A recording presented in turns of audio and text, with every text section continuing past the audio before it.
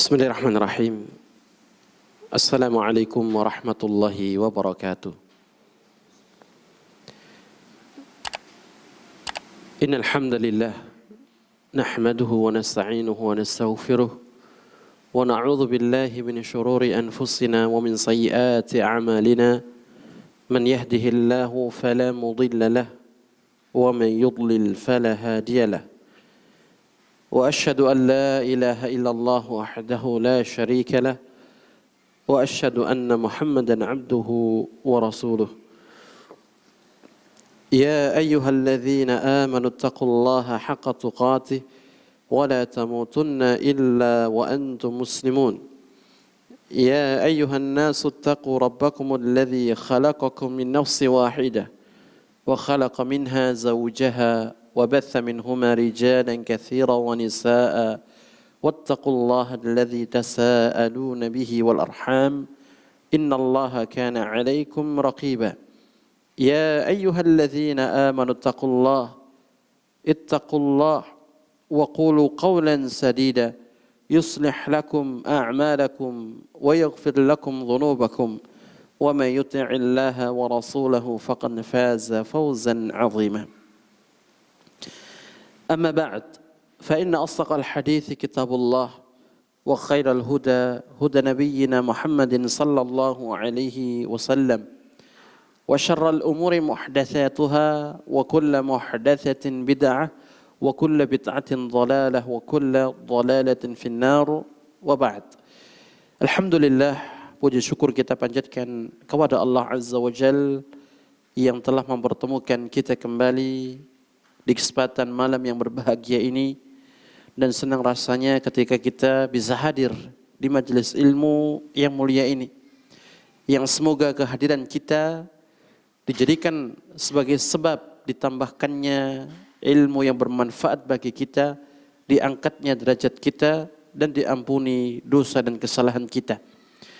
Tidak lupa salawat dan juga salam semoga senantiasa tercurahkan kepada panutan kita baginda Nabi yang mulia Muhammad sallallahu alaihi wasallam, kepada keluarga beliau, para sahabatnya, dan juga orang-orang yang senantiasa mengikuti tuntunan Rasulullah sallallahu alaihi wasallam sampai akhir zaman.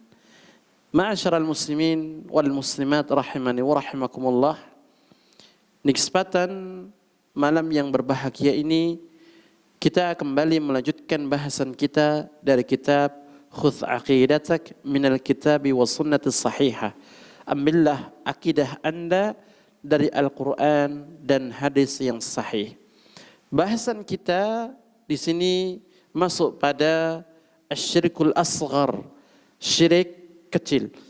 Di pertemuan sebelumnya telah dijelaskan oleh al-muallif rahimahullahu ta'ala Fadilatul Syekh Muhammad bin Jamil Zainu rahimahullahu ta'ala rahmatan wasi'ah tentang asyirkul akbar, syirik besar, dan pertanyaan-pertanyaan seputar syirik besar.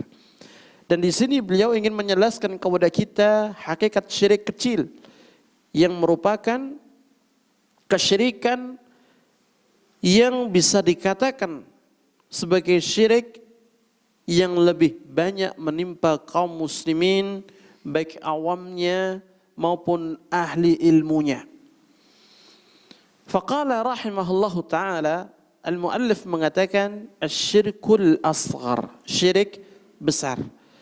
Tentu kita mengetahui ma'asyiral muslimin rahimani wa rahimakumullah, bahwasanya para ulama kita membagi kesyirikan ditinjau dari sisi hukumnya menjadi dua.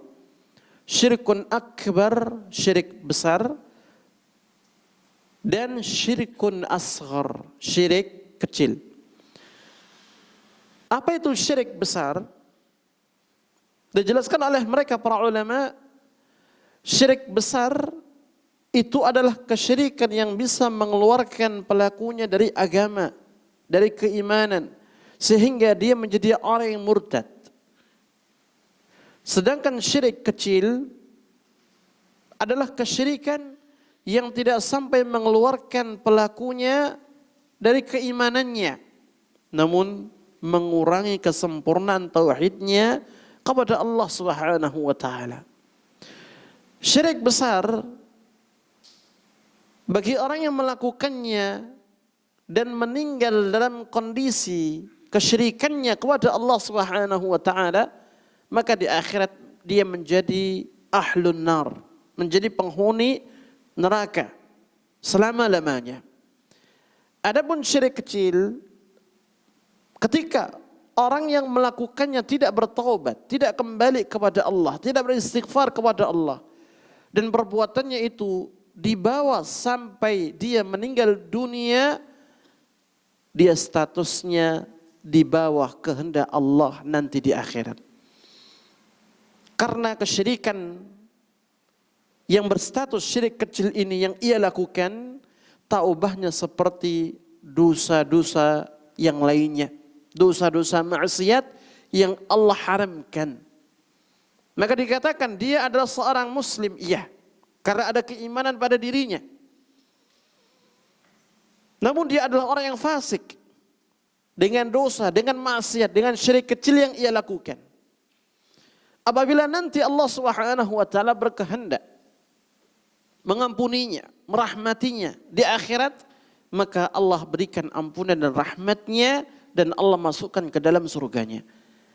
Namun jika Allah berkehendak untuk mengiqabnya, membalasnya, menyiksanya, tidak mengampuninya, maka Allah Subhanahu wa taala akan memasukkannya ke dalam neraka sesuai dengan perbuatan yang ia lakukan. Dan nantinya Allah akan mengeluarkan dari neraka dan memasukkannya ke dalam surga.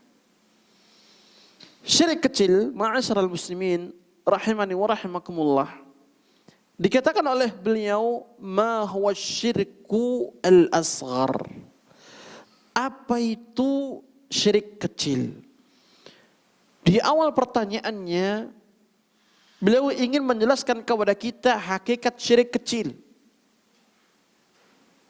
Seperti apa sih itu syirik kecil? Apa hakikatnya? Apa bentuknya? Beliau menjawab, asyirkul asghar huwa riya. Syirik kecil itu adalah riya. Riya adalah menampakkan sesuatu yang terbaik dari dirinya untuk mendapatkan pujian manusia, siapapun dia. Sehingga amal ibadah yang ia tunjukkan, yang ia niatkan bukan karena Allah Subhanahu wa taala, melainkan karena manusia, supaya dipuji oleh mereka. Pemaparan definisi yang disampaikan oleh beliau rahimahullahu taala ini merupakan pemaparan yang menunjukkan bentuk langsung dari syirik kecil itu. Adapun mafhum, pengertian secara hakikat apa itu syirik kecil, maka para ulama berjalan di atas dua mazhab. Yang pertama, para ulama yang mencoba mendefinisikan syirik kecil. Yang kedua, yaitu mazhab yang kedua adalah para ulama yang tidak memberikan definisi tertentu pada syirik kecil. Adapun mazhab pertama yang memberikan definisi apa itu hakikat syirik kecil, mereka berbeda di dalam menyampaikan definisi syirik kecil tersebut. Sebagian mengatakan, ya, yutlaqu ala kulli ma kana dhari'atan illa syirkil akbari wa wasilatan lil wuqu'i fihi. Syirik kecil adalah segala sesuatu yang menjadi wasilah yang menjatuhkan seorang ke dalam syirik besar. Dhari'atan ila syirkil akbar. Dia merupakan satu wasilah, satu perantara, satu anak tangga menuju syirik besar. Dan menyebabkan orang yang melakukannya itu satu saat bisa terjatuh dalam syirik besar.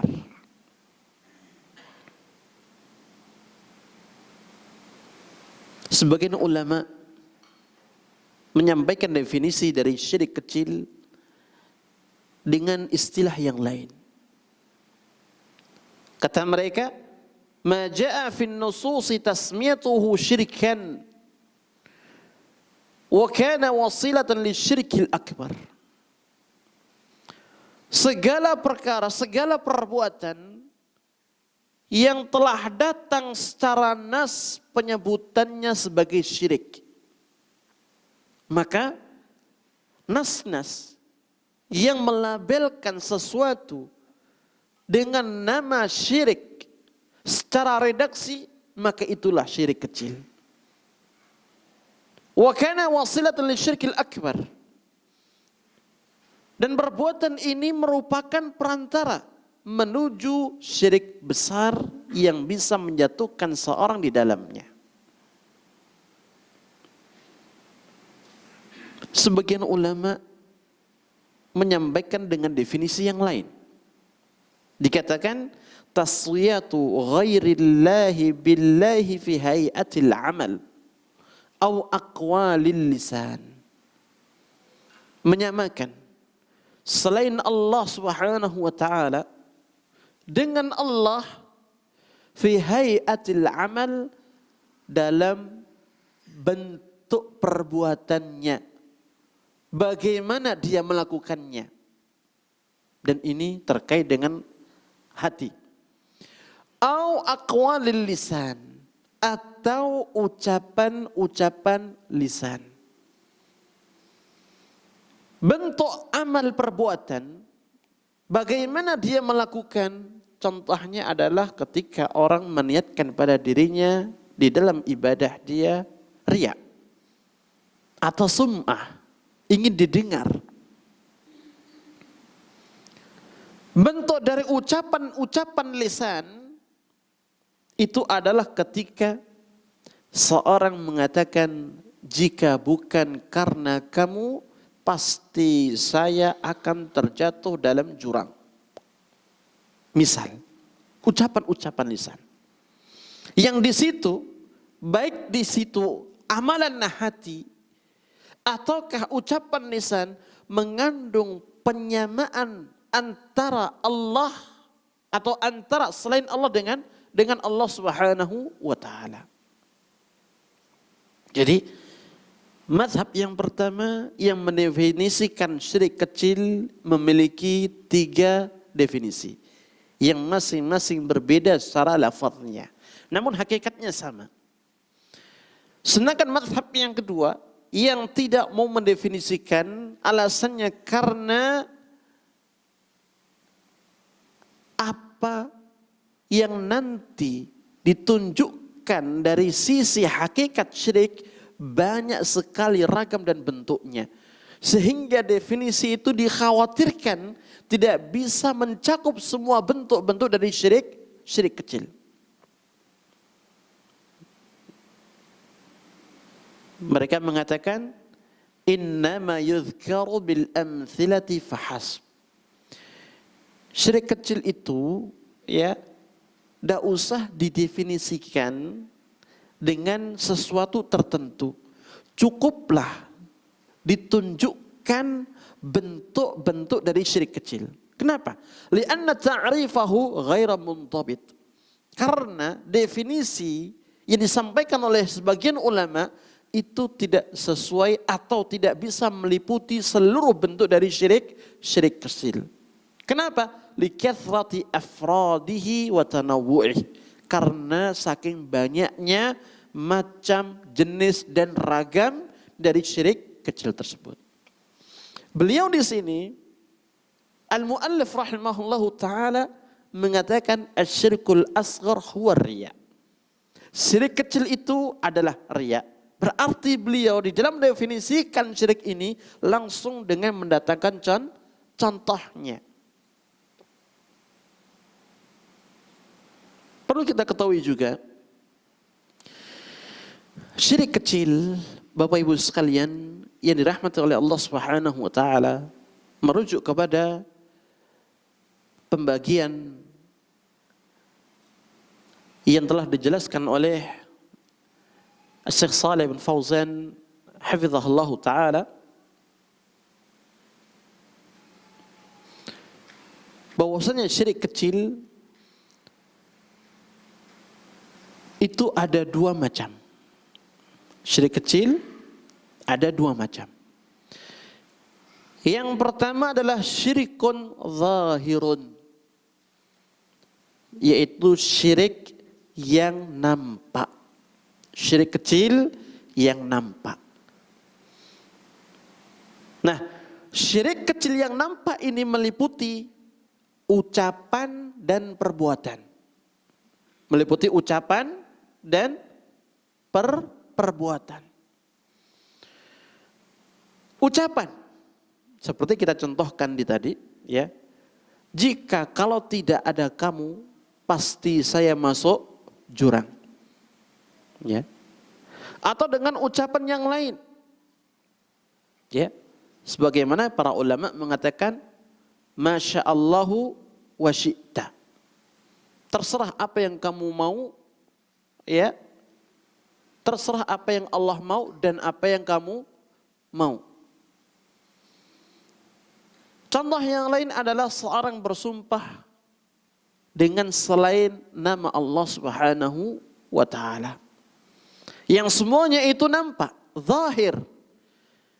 Ketika seorang mengatakan, saya bersumpah atas nama bapak saya, maka di sini masuk dalam syirik kecil yang nampak secara lisan. Ketika seorang mengatakan, ya wis karepmu lan karepe Gusti Allah, maka di sini termasuk syirik kecil karena nampak tadi itu syirkun zahir. Atau seorang mengatakan jatuh nolele na awakmu, lek gak ana awakmu bae geblak. Maka ini pun kita katakan termasuk syirik kecil, jenis syirik yang nampak. Kenapa demikian? Ya, karena di sana ada penyamaan selain Allah dengan Allah Subhanahu wa taala. Taswiyatu ghairillahi billah. Menyamakan selain Allah dengan Allah Subhanahu wa taala. Apakah kehendak Allah bisa disamakan dengan kehendak makhluknya? Jawabnya tidak. Wa ma tasyauna illa ayyasha Allahu rabbul alamin. Tidaklah kalian itu berkehendak melainkan Allah Rabbul Alamin berkehendak. Makanya para ulama kita menjelaskan kehendak manusia itu di bawah kehendak Allah Subhanahu wa taala. Berapa banyak di antara kita yang punya keinginan, punya kehendak untuk terwujud mimpi cita-citanya, namun qaddarullah wa ma syaa fa'al, itu semua tidak terwujud sama sekali. Kenapa? Karena Allah tidak menghendakinya. Berapa banyak orang-orang yang berusaha untuk bunuh diri dengan menelan obat ini, terjun dari ketinggian sekian meter, namun Allah menghendaki tidak mati. Sebaliknya bagaimana orang dia itu menjaga kesehatannya, bugar setiap harinya, makannya dijaga, pola hidupnya dijaga supaya awet tambah usianya, namun Allah menghendaki dia mati. Makanya kehendak Allah tidak bisa disamakan dengan kehendak manusia. Ketika seorang mengatakan ya wis le karepmu lan karepe Gusti Allah, maka di sini ada penyamaan kehendak antara manusia dan kehendak Allah Subhanahu wa taala. Dan di sini dinamakan sebagai syirik kecil, ya. Yang bentuknya adalah syirik zahir. Adapun bentuk perbuatan, kalau yang tadi ucapan, ya. Bentuk perbuatan contohnya adalah ketika seorang mengenakan kalung, jimat, atau benda-benda yang lain yang dia meyakini bahwasannya yang ia kenakan ini menjadi sebab untuk mendapatkan kebaikan. atau menjadi sebab untuk dihindarkan dari mana bahaya. Ini merupakan syirik kecil. Ustadz, bukankah itu syirik besar Ustadz? Karena orang itu dia bawa jimat. Maka kita katakan, dalam hal ini perlu kita lihat terlebih dahulu secara terperinci. Kalau orangnya dia hanya meyakini hanya sebatas sebab, jimat yang ia bawa, ya, kalung, gelang, cincin atau apapun yang ia bawa, dengan keyakinan ini adalah sebab lancarnya rezeki saya misalnya, maka ini hanya sebatas syirik kecil. Namun kalau sudah pada tahap keyakinannya bahwa jimat inilah yang memberikan rezeki dia secara zatnya, bukan Allah, jimat ini yang menyembuhkan penyakitnya, bukan Allah, maka ini terjatuh dalam syirik besar. Perbedaannya begitu tipis. Ya, makanya dikatakan oleh tadi para ulama, syirik kecil itu adalah segala perkara yang menunjukkan, yang menjadi anak tangga menuju syirik besar. Bahkan bisa menyebabkan orang itu terjatuh dalam syirik besar. Mungkin awalnya dia meyakini ini hanya sebatas sebab saja. Namun siapa yang menyebabkan suatu saat dia terjatuh dalam syirik besar sampai meyakini bahwasannya jimat ini secara zatnya memberikan dia rezeki, menyembuhkan penyakit dia, bahaya. Nah, ini adalah bentuk-bentuk syirik yang nampak. Apakah itu ucapan ataukah perbuatan. Adapun macam yang kedua adalah syirik kecil yang tersembunyi. Kalau tadi syirik kecil yang nampak, dan yang kedua ini adalah syirik kecil yang tersembunyi. Maksudnya tersembunyi adalah tidak ada yang mengetahuinya. Orang tidak bisa mendengar, orang tidak bisa melihat. Dikatakan tersembunyi karena berada dalam hati. Dan ini terkait dengan niat, terkait dengan kehendak, keinginan. Maka di dalam hal ini masuklah riya. Dia syirik kecil, ya. Masuk pada kategori syirik kecil yang tersembunyi. Masuk ke dalamnya apa lagi? Sum'ah. Ya, ingin didengar oleh masyarakat luas. Maka syirik inilah yang dikhawatirkan oleh Rasulullah sallallahu alaihi wasallam. Dan syirik inilah, ya, syirik kecil yang tersembunyi inilah yang pernah dikatakan oleh Al-Imam Ibnul Qayyim rahimahullahu ta'ala, tak ubahnya seperti lautan yang tidak ada tepinya. Yang tidak ada tepinya. Beliau mengatakan, wa amma syirku fil iradati wan niyati fadzalika al-bahru alladhi la sahila lah. Adapun syirik kecil dalam urusan niat, keinginan, kehendak, maka itu adalah sebuah lautan yang luas tanpa ada ujung dan tepinya. Wa qalla man yanju minhu, dan sangat sedikit sekali orang yang selamat darinya. Kalau kita bandingkan antara syirik kecil ini, ya, yang sifatnya tersembunyi tadi, dengan syirik besar, lebih membahayakan syirik kecil ini. Dan itu dikhawatirkan oleh Rasulullah sallallahu alaihi wasallam.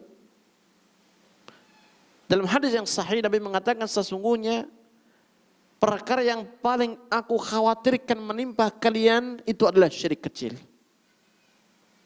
Para sahabat menjawab, apa itu syirik kecil wahai Nabi? Beliau mengatakan riya. Kenapa riya ini yang merupakan salah satu bentuk dari syirik kecil ini lebih ditakutkan oleh Rasulullah menimpa umatnya daripada syirik besar? Karena syirik kecil ini akan menimpa siapapun dari umat ini. Bukan hanya awamnya, akan tapi juga meliputi ahli ilmunya. Bukan hanya menimpa ahli ibadahnya, namun juga bisa menimpa mereka orang-orang yang punya ilmu. Siapapun bisa ditimpa.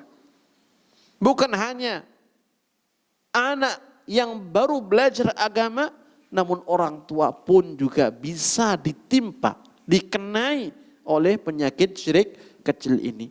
Sedangkan syirik besar kebanyakan terjadi itu karena kebodohan, sehingga kebanyakan menimpa itu adalah orang-orang awam yang tidak tahu ilmu. Adapun ahli ilmu, orang yang belajar agama, mengetahui bagaimana hakikat tauhid, dia akan terhindar dari syirik besar ini. Namun kalau syirik kecil tidak ada jaminan, karena ini urusan dengan hati. Makanya dikatakan wa qalla man yanju minhu, dan sangat sedikit sekali orang yang selamat dari syirik kecil ini. Faman arada bi'amalihi ghaira wajhillahi wa nawa syai'an min ghairi taqarrub ilaihi wa talabil jazaa'i minhu faqad asyraka fi niyyatihi wa iradatihi. Kata Imam Ibnu Al-Qayyim, ya, barang siapa yang menginginkan dengan amal perbuatannya ini selain wajah Allah, tidak ada niatan untuk mendekatkan diri dia kepada Allah Subhanahu wa taala, dan tidak ada niatan kehendak untuk mendapatkan ganjaran dan pahala di sisi Allah, maka sungguh dia telah melakukan kesyirikan dalam niatnya, dalam keinginannya. Jadi syirik kecil yang tersembunyi ini jauh lebih berbahaya daripada syirik besar, ditinjau dari sisi objek, ya, sasaran yang dikenainya. Syirik besar hanya orang tertentu saja yang terjatuh di dalamnya, orang-orang yang belum tahu ilmu. Adapun mereka ahli ilmu mengetahui bahwasannya ini syirik besar sehingga dia tidak melakukannya. Adapun syirik kecil bisa menimpa siapapun, orang awamnya ataukah ahli ilmunya, orang alimnya ataukah ahli ibadahnya. Kemudian dibawakan oleh beliau al-muallif rahimahullahu taala sebuah dalil dari ayat Al-Qur'an Al-Karim dalam surat Al-Kahfi ayat 110. Allah mengatakan, "Faman kana yarju liqa'a rabbih falyamal 'amalan salihan wa la yusyrik bi'ibadati rabbih ahada." Barang siapa yang berharap pertemuan dengan Rabb-nya, artinya dia berharap ganjaran, berharap pahala di sisi Allah Subhanahu wa taala di hari yang sudah Allah tentukan dia akan bertemu dengannya. Dan kita yakin itu bahwasannya setiap kita pasti akan berjumpa dengan Allah Subhanahu wa taala. Oleh karena itu dalam sebuah hadis yang sahih atau bahkan dihasankan oleh Al-Imam Al-Albani rahimahullahu taala, dan itu disampaikan oleh Al-Imam Ibnu Katsir dalam kitabnya Tafsir Al-Qur'anil Azim, sebuah riwayat yang di situ disampaikan bahwasannya Jibril mengatakan kepada Rasulullah alaihi salatu wassalam, "Ya Muhammad, ish ma syi'ta, fa innaka anta mayyit." Wahai Muhammad, hiduplah sesukamu karena kamu itu pasti mati. Wa ahbib man syi'ta fa innaka mufariquh, dan cintai siapapun yang kamu inginkan, tapi ingat pasti kamu akan berpisah. Setiap kita pasti mati, tidak bisa tidak. Selama-lama kita tinggal di dunia pasti mati. Ya, kalau ada 60, 70, kalau enggak 70, 80, kalau enggak 80, 90. Dan jarang sekali sampai usia 100. Kesempatan hidup hanya sekali. Ketika hidup disia-siakan, maka ini akan menjadi bumerang bagi dia ketika Allah bangkitkan dia kembali. Dan cintai siapapun yang kamu inginkan, karena kamu pasti akan berpisah dengannya. Manusia pasti dia sayang, cinta sama orang tuanya, dan suatu saat dia akan berpisah. Seorang suami pasti dia begitu cintanya sama istrinya. Sebaliknya istri pasti begitu cintanya sama suaminya. Dan masing-masing pasti akan berpisah. Apakah suami duluan yang meninggal ataukah istri duluan yang meninggal? Demikian pula anak yang kita cintai, suatu saat dia akan meninggalkan kita, akan berpisah. Ketika anak tumbuh dewasa, waktunya dia menikah, pasti yang putri dia akan ikut suami. Dan yang laki pasti dia akan berpisah dari kita membangun rumah tangga sendiri. Ataukah si anak meninggal duluan, ataukah kita yang meninggal duluan, masing-masing akan berpisah.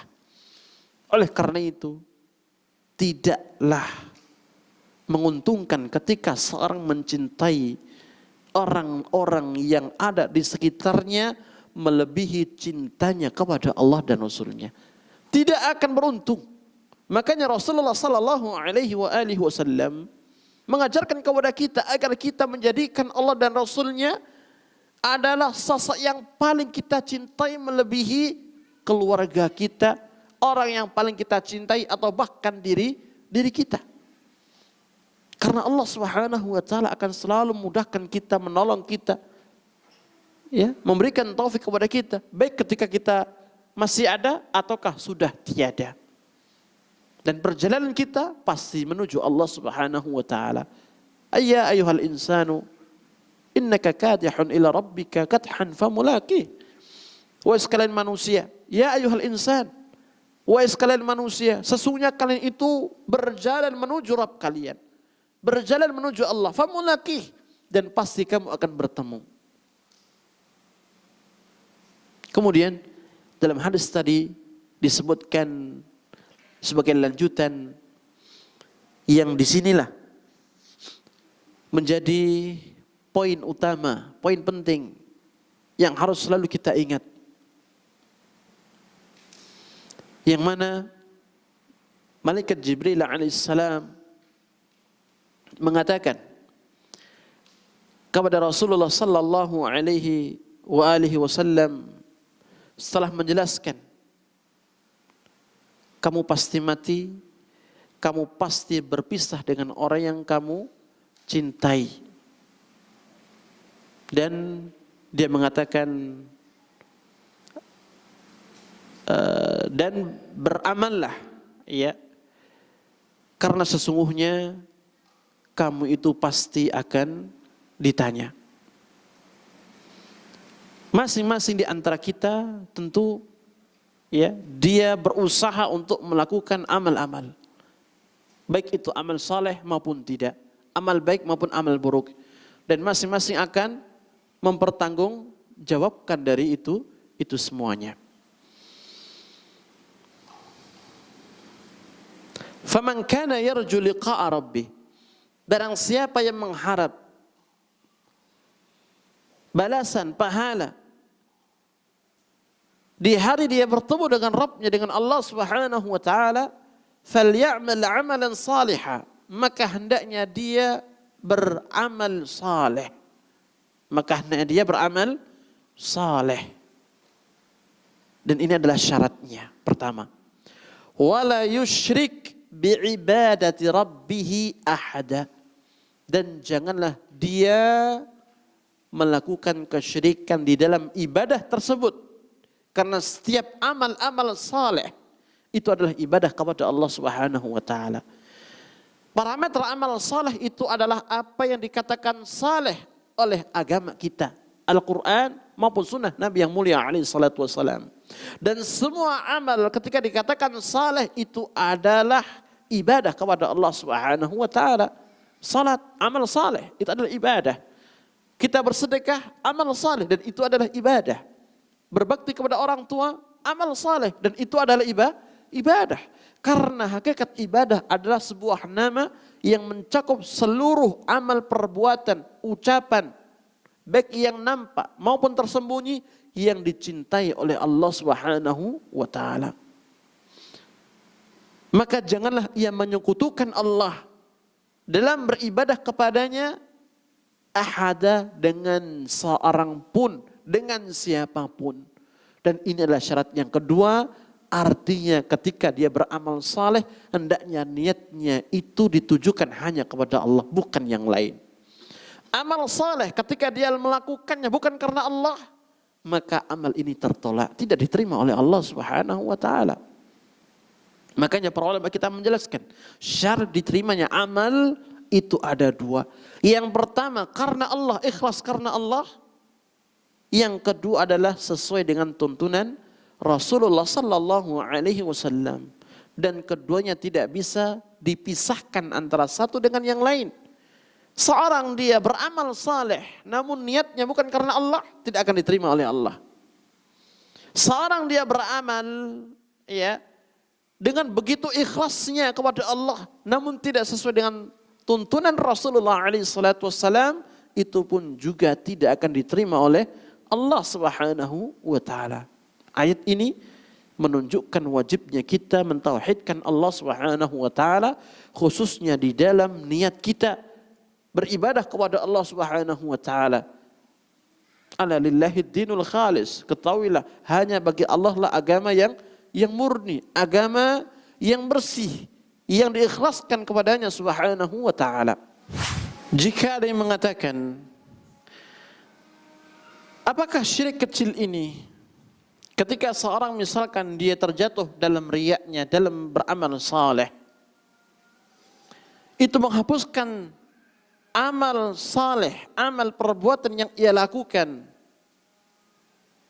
pada saat itu, ataukah menghapus dan membatalkan semua amal-amal yang pernah ia lakukan selama ini? Maka kita katakan riya dengan segala macam bentuk dan jenisnya, ketika telah masuk dalam hati seorang ketika beramal saleh, maka dia akan merusak dan akan membatalkan, menghapus amal perbuatan yang saat itu dia lakukan. Dan tidak sampai menghapus amal-amal yang lain. Berbeda dengan syirik besar. Ketika seorang terjatuh dalam syirik besar, maka semua amal-amal saleh yang pernah ia lakukan itu akan batal, akan dihapus oleh Allah Subhanahu wa taala. La in asyrakta la yahbatanna 'amaluk. Jika kamu melakukan syirik, yakni syirik besar, pasti amal-amalmu akan terhapus, akan gugur. Wa qala sallallahu alaihi wasallam, dan Nabi yang mulia alaihi salatu wasallam mengatakan, inna akhwafa ma akhafu alaikum syirkul asghar. Sesungguhnya perkara yang paling aku khawatirkan menimpa kalian adalah syirik kecil. Para sahabat bertanya, apa itu wahai Rasulullah? Beliau menjawab, ar-riya. Syirik kecil itu adalah riya. Dan di situ Nabi langsung memberikan contoh nyata. Yang kita katakan tadi, ya, riya merupakan syirik yang tersembunyi. Ya, karena dia tidak bisa terlihat, karena tempatnya ada dalam hati seseorang. Wa minasyirikil asghar qaulur rajul, dan termasuk syirik kecil pula ucapan seseorang, laulallahu wa fulanun aw ma sya'allahu wa syi'ta. Jika bukan karena Allah dan si A. Seperti kita sampaikan di atas, ya, ketika seorang mengatakan, jika bukan karena Anda dan Allah, pasti saya begini. Jika bukan karena anjing penjaga rumah, pasti rumah itu akan kebobolan maling. Misalnya, ya. Atau ucapan-ucapan yang di situ mengandung penyamaan selain Allah dengan Allah Subhanahu wa taala. Au masya Allah wa syi'ta, atau ucapan apa yang Allah kehendaki dan kamu kehendaki. Apa yang kamu inginkan dan apa yang Allah inginkan. Dan ini merupakan syirik kecil yang nampak dari sisi ucapan. Qala sallallahu alaihi wasallam, Nabi yang mulia sallallahu alaihi wasallam bersabda, la taqulu ma sya'allah wa sya'a fulan. Janganlah kalian mengucapkan apa yang Allah kehendaki dan fulan kehendaki. Seperti dalam bahasa kita, ya wis le karepmu. Lek karepmu ngono kuwi lan karepe Gusti Allah. Maka ini adalah ucapan yang mengandung kesyirikan kepada Allah Subhanahu wa taala.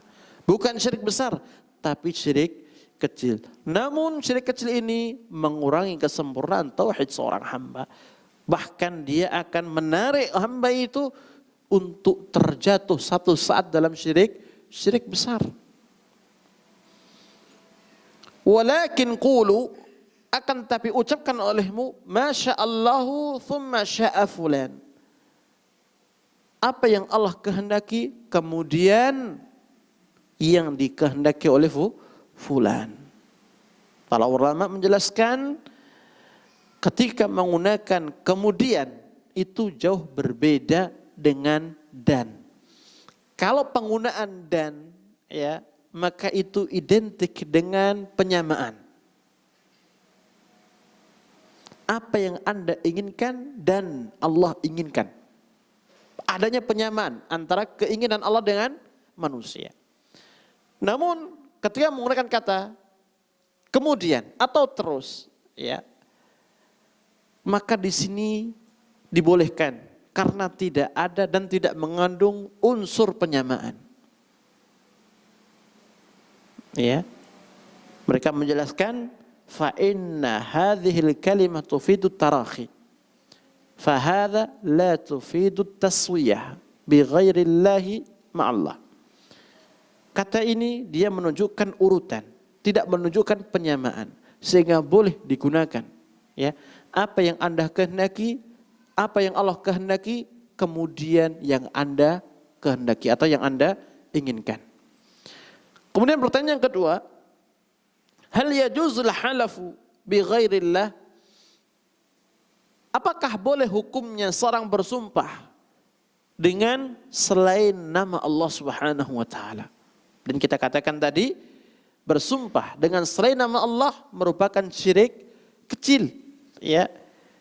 Yang bentuknya nampak. Karena syirik kecil yang nampak tadi ada dua, bisa ucapan dan juga bisa perbuatan. Ketika seorang bersumpah dengan selain nama Allah, maka dia masuk ucapan. Nah, orang yang melakukan ini apa hukumnya? Ketika dia mengatakan, misal seperti kita sampaikan di muka, demi nama bapakku yang sudah tiada misalnya. Atau demi hidupmu dan matimu misalnya. Atau yang sejenisnya. Maka apakah hal ini dibolehkan dalam agama? Jawabnya tidak, karena mengandung kesyirikan. Syirik apa? Syirik kecil. Ustaz, kenapa tidak dikatakan syirik besar?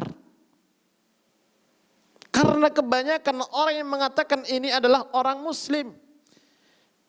Umumnya orang muslim itu mengagungkan Allah Subhanahu wa taala. Seagung-agungnya. Namun ketika dia memiliki keinginan untuk menguatkan ucapannya supaya lawan bicaranya itu yakin, percaya dengan ucapannya, maka didatangkanlah sumpah dengan mengambil nama-nama selain Allah. Dan itulah kebiasaan para sahabat di awal-awal Islam. Mereka sudah masuk Islam, sudah beriman. Namun ketika mereka menginginkan ucapannya ini diterima, dibenarkan, mereka bersumpah dengan nama bapak-bapak mereka. Bukan berarti mereka dalam hal ini mengagungkan bapak-bapak mereka melebihi Allah, tidak. Ya, di hati mereka Allah yang paling agung, tidak ada yang lain. Makanya disinilah Nabi meluruskannya supaya para sahabat tidak terjatuh dalam syirik kecil. Karena sekali lagi ketika seorang itu terjeram dalam syirik kecil, suatu saat dikhawatirkan dia terjatuh dalam syirik besar. Dan itu membahayakan. Dari sini kita mengetahui bagaimana ya hukum ketika seorang bersumpah dengan selain nama Allah Subhanahu wa taala sedangkan dia adalah seorang muslim dan mukmin yang mengagungkan Allah Jalla wa ala. Beliau mengatakan la yajuzul halif bi ghairillah. Tidak boleh hukumnya seorang bersumpah dengan selain nama Allah Subhanahu wa taala. Allah mengatakan qul bala wa rabbi latub'atsunna. Katakan bahkan demi Rabbku pasti kamu akan dibangkitkan oleh Allah Subhanahu wa taala. Ayat ini menunjukkan kepada kita bahwasanya Allah Subhanahu wa taala memerintahkan kepada Rasulullah dan juga kepada umatnya di dalam mereka bersumpah untuk menjadikan nama Allah Subhanahu wa taala sebagai objek yang menjadi sumpahnya demi Allah. Orang bersumpah ya tidak ada keinginan tujuan kecuali agar ucapannya ini dipercaya, diterima oleh lawan bicaranya. Sehingga dia menghadirkan ya Allah Rabbul Alamin yang ia agungkan, yang ia ibadahi. Supaya apa yang ingin ia utarakan itu dibenarkan dan diterima. Nabi yang mulia alaihi salatu wasallam mengatakan man halafa bi ghairillahi faqad asyrak. Barang siapa yang bersumpah dengan selain nama Allah, maka sungguh dia telah berbuat kesyirikan. Para ulama mengatakan yang dimaksud di sini adalah syirik kecil, bukan syirik besar. Dan Nabi juga mengatakan man kana halifan falyahlif billahi aw liyasmut. Barang siapa yang dia itu memang ya ingin bersumpah karena kondisi yang mengajak dia untuk melakukan sumpah itu, karena kalau kita berbicara masalah halif ya justru tidak bagus bagi seorang mukmin dalam bermuamalahnya sedikit-dikit membawa nama Allah di atas sumpahnya. Sudah makan? Wallah demi Allah saya sudah makan. Sudah minum? Wallah demi Allah saya sudah minum. Itu tidak baik. Ya. Umumnya sumpah itu ketika kondisi membutuhkan. Ketika ya sikon mengharuskan dirinya untuk menguatkan ucapan dia agar diterima dan dipercaya. Makanya dalam kitab Tauhid yang ditulis oleh Al-Imam Al-Mujaddid Muhammad bin Sulaiman bin Ali At-Tamimi rahimahullahu ta'ala, beliau membawakan satu bahasan khusus dalam masalah ini. Justru orang yang bermudah-mudah bersumpah atas nama Allah, begitu seringnya itu mengurangi nilai kesempurnaan tauhid pada dirinya.